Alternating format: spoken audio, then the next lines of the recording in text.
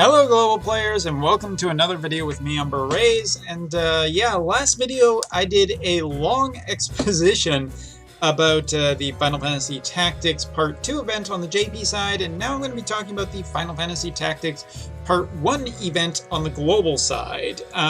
There was just a small note, and I do realize this, and I think I mentioned it, we'll put it in the comments of the first part, is the fact that I did not talk about the accessory that came from the Final Fantasy Tactics Part 2 event on the JP side. It's really good. It's just really good. You'll see about it later, but it's a defensive item, some evasion, some defensive stats, and some dark resistance. Really nice thing. But we're not here to talk about that today. We're here to talk about Part 1 on the global side. Now, I'm sure by now pretty much everybody has spent a lot of lapis on these banners, and if you are incredibly lucky you did not have to do that and you got to spend a little.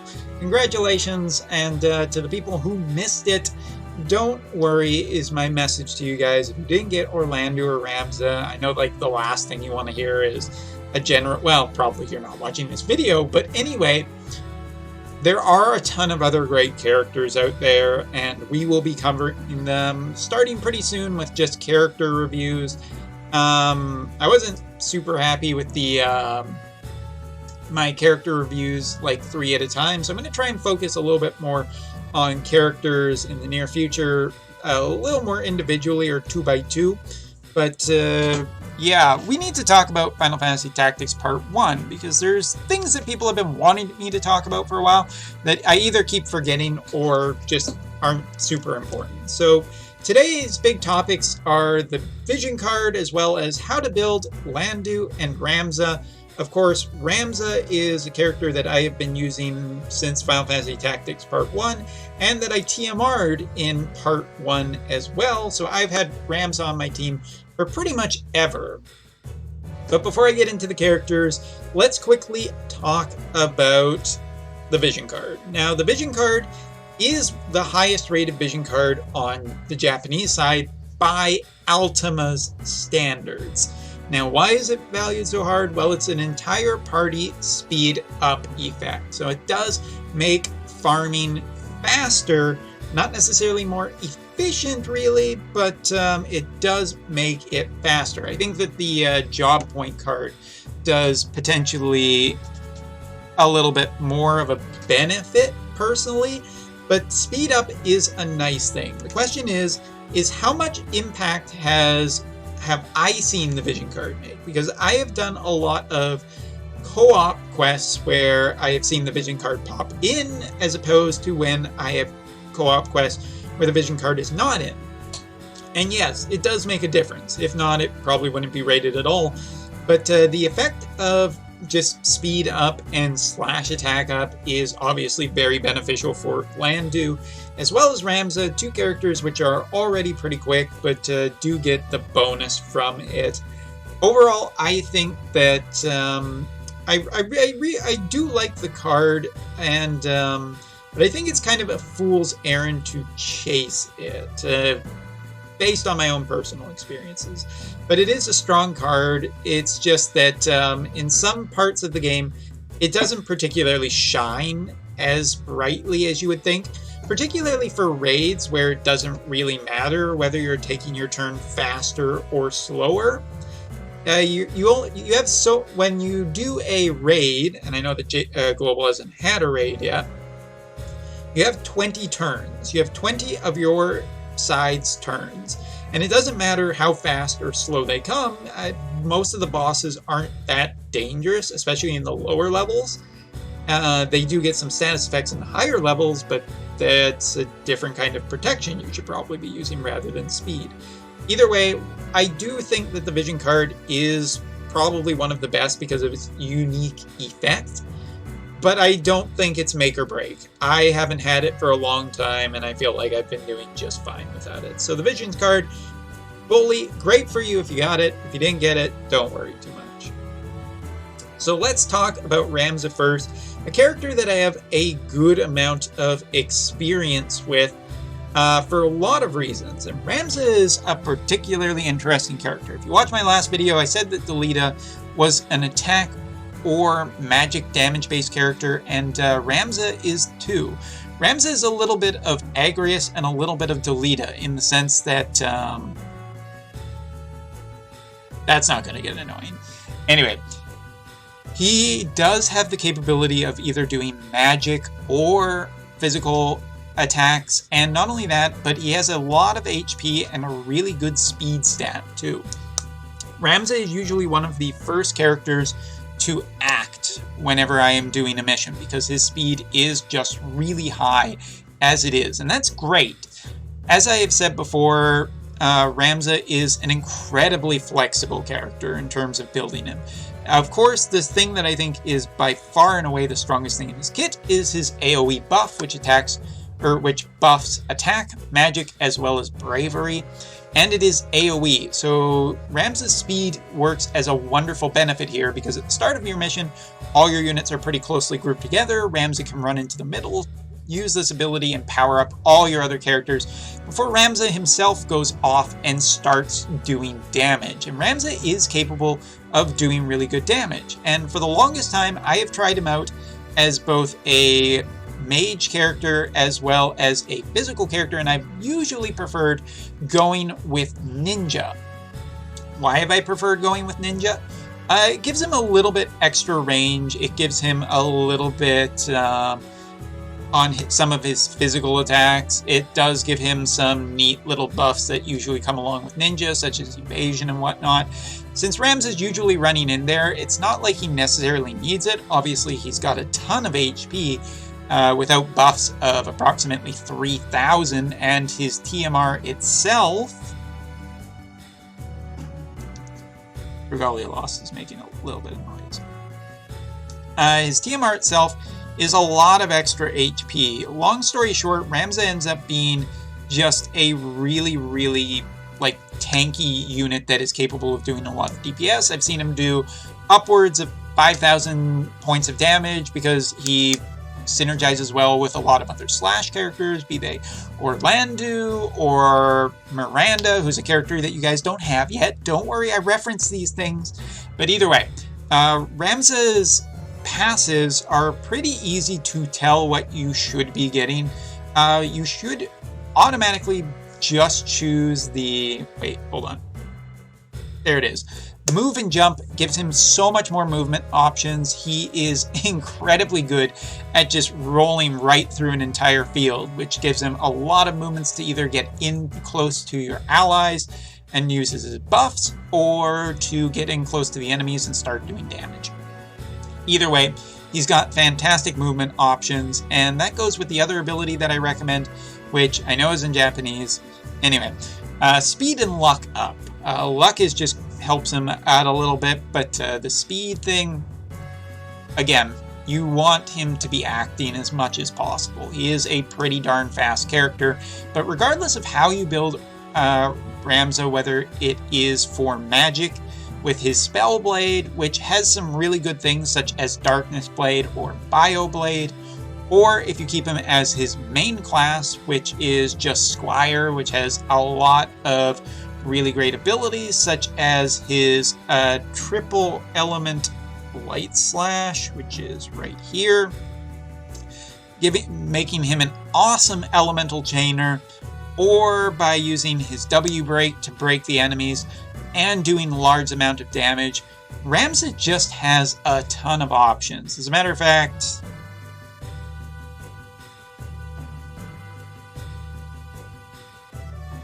okay, I feel better now making this video. But yeah, his passives are just really good. He doesn't really have a ton of good green passives anyway. His job point up one is good for farming, but if you're using him as much as me, you're going to end up with this 40,000 job points. Either way, Ramza's big two options, because he always will have that buff available to him. I really think that it is best to just put Ramza as either ninja if you have a physical party with a lot of physical attack up cards in the party, and if you have a lot of magic, if you have a really magic focused party that has a lot of magic cards, then maybe do that. Either way, Ramza synergizes with either type of team. Either, doesn't matter. basically, Ramza is a super flexible character, and I really think that those two passives, the passive choices are easy. The counter tackle, again, doesn't really matter. His basic one that comes with Squire is best. I think it's not overly important, but yeah, pretty darn good unit. Now, I don't actually have the next unit that I need to talk about, but we'll talk about Orlando, and we'll do it on the main screen. So, Orlando as a unit. Or wait, hold on. I have an idea of how we can get him. Not like that, though. Into mission. There's always an Orlando kicking around in your friend list. Trust me, go check yourself. Anyway, Orlando is just a really powerful unit. When a lot of people say that he is incredibly powerful, it's because he is totally self-reliant. He has his own buffs that he can use to make himself very, very powerful. He has an incredible amount of HP when it gets right down to it. And overall, his build is pretty simple. Where the only thing that I want to note too is that with Orlando, just drop that faith super low. With Ramza, if you are using him as a mage, make sure you want that faith up. With Ramza, if you're using him as physical, then you want that faith down. But either way, that's kind of how you would build him there. But Orlando has a super high rating, one of the highest ratings of any character, mainly because he has just a lot of options. He can defend, he can break the enemy while doing damage, he has AoE options, and more importantly, I think the thing that is probably the most valuable thing in his entire kit is his Drain Blade, where he can dish out a lot of damage and basically full heal himself. It's just more than a little bit broken. There's almost no weakness. The only thing that might be considered weakness is his movement options aren't super great because of the way most people will, on the JP side, do build him, and that is Samurai. Samurai is the very important sub-job. It just gives him some good buff and attack options as well, so you just want to run that Samurai as the main job. A lot of people also still run him just as his main class a lot of the time, but overall his recommended for, I think, for best performance is just going to be Samurai. And as for the passives, his first counter ability is the best one. The one that generates just a chance to recover AP. That allows him to use his abilities more, and as we've said, Drain Blade is insane, so yeah. I'm just going to say it right now, the AP regeneration is the clear option. As for the green passives, the one that you are going to want on him, Thunder God, absolutely higher attack just benefits a DPS unit, should be pretty obvious. Now, that does greatly reduce, or greatly increases attack, reduced resistance to all types. This is why you wanted to make a tank. A tank unit will take the damage, Orlando will be able to dish out the damage, and things will be just fine. Other than that, Sword Soul, which is the attack, evasion rate up, defense down. Again, with just enough luck, Orlando, who already has a pretty good luck stat, will, just be able to dodge a lot of stuff that are thrown away and give him a higher attack, and that's what you want. Orlando is a DPS, that's where his primary focus is. He just has some utility in his kit too, but yeah. When it comes to Orlando, that is basically how you build him. Other than that, all of his abilities are just kind of the same. Like, looking at both Orlando and Ramza, they basically benefit from the same types of cards, such as slash damage up. Ramza has a little bit more of a bonus from magic cards if you're building him that way. Orlando, it is just either, the Scream That Echoes, the UR card that has a just slash damage up, or the Final Fantasy Tactics to give him some more speed. But he has a lot of AoE range, he has a lot of powerful attacks. I don't really think there's a ton else to talk about with Orlando. Orlando is a pretty darn straightforward, easy build. So yeah, and the last character, and the character that I do really recommend a lot of the time, for any player of this game is Garen. Now, I didn't build Garen because I did not have the resources at the time, and that kind of worked out to my benefit. But yeah, Garen is just a insanely strong character, a really good TMR with the Blood Sword. The Blood Sword itself is just a really nice TMR with a good amount of attack. It has some critical on it, it has some HP too, and it's good for a lot of different sword characters that you can get to LB4, because of course you need to be LB4 before you can equip a Trust Mastery. But yeah, again, this is a pretty straightforward build. There is not a lot of discussion about this character. Low faith, high bravery. He is basically, you look at his performance, why is performance lower? Well, his HP, much like Stern, he's kind of just squishier than Orlandeau. Orlandeau is a very durable unit that can do high DPS. Garen is a high DPS that is just kind of squishy, much like Stern. But looking at what it recommend, Dark Knight, his best abilities are just in his Dark Knight. Again, he also has Drain Blade in his kit, which is very powerful, with the Human Killer as well. Dark Knight, more than clearly the right way to do it, and you want the greatly increased attack and reduced resistance to all attack types. Again, glass cannon type character, and the attack up node. You would be surprised how strong this character can be.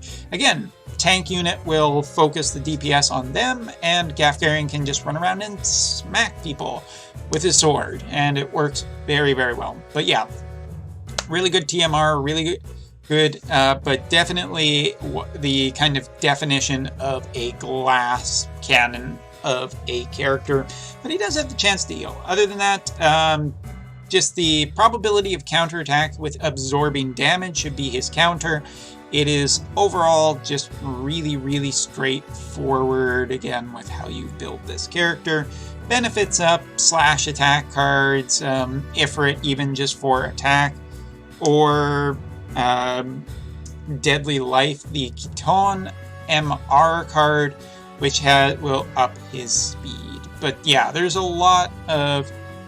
There's different options for the cards, and for the character itself, as you can see, I have been neglectful in it. But I got other options.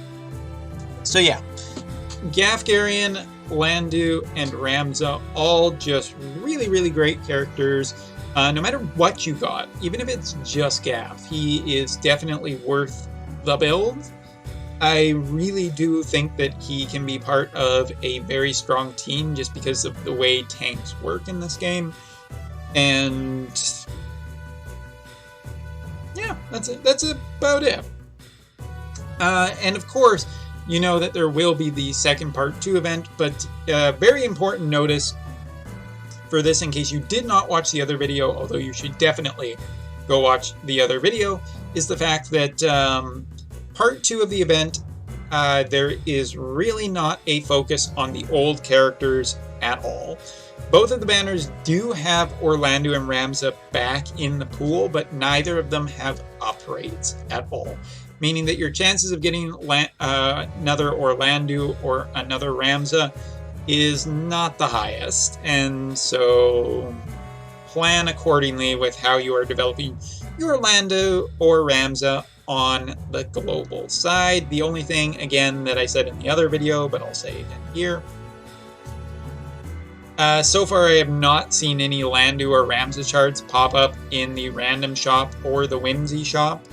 And the only shards that I have seen for both of them are right here in the exchange shop for the event currency, where you can potentially get 40 of each character shard for about 10,000 event currency. But it's definitely not as much. And I'm just going to buy these two because it's a good idea. And you should always be doing that too. That should always be like one of your first things you do, besides character shards. So yeah, that's an overview of how to build the characters. Let me know what you guys are thinking of Ramza or Orlandeau, Ramza or Randu. Yeah. Anyway, so that's it for this video. I am going to go possibly record some other videos, and I'll see you all next time. Take care.